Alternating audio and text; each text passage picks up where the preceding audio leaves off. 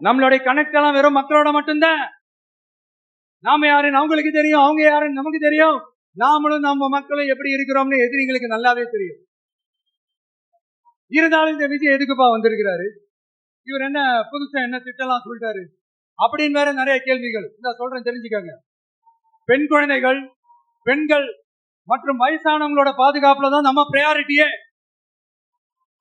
அடுத்து இளைஞர்கள், உழவர்கள், உழைப்பாளர்கள், நெசவாளர்கள், மீனவர்கள், ஆதரவற்ற முதியோர்கள், மாற்றுத்திறனாளிகள், மூன்றாம் பால் இனத்தவர்கள்னு இன்னும் இங்க யாருக்கெல்லாம் கவர்மெண்டோட ஒரு ஸ்பெஷல் அட்டென்ஷன் தேவையோ அவங்க எல்லாருக்குமான ஒரு கவர்மெண்ட் அமைக்கிறது தான் நம்ம இலக்கு. நான் ஏற்கனவே சொன்னதுதான் இங்க நான் திரும்பவும் சொல்றேன்.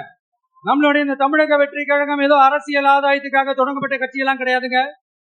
கொள்கை கோட்பாடுகளோடு தந்தை பெரியார், பெருந்தலைவர் காமராஜர், அண்ணல் அம்பேத்கர், வீரமங்க வேலு நாச்சியார், மக்கள் சேவகர் அஞ்சலை அம்மா, நம்மளுடைய 5 கொள்கை தலைவர்களோட வழிகாட்டுதல்களோடு தொடங்கப்பட்ட கட்சி.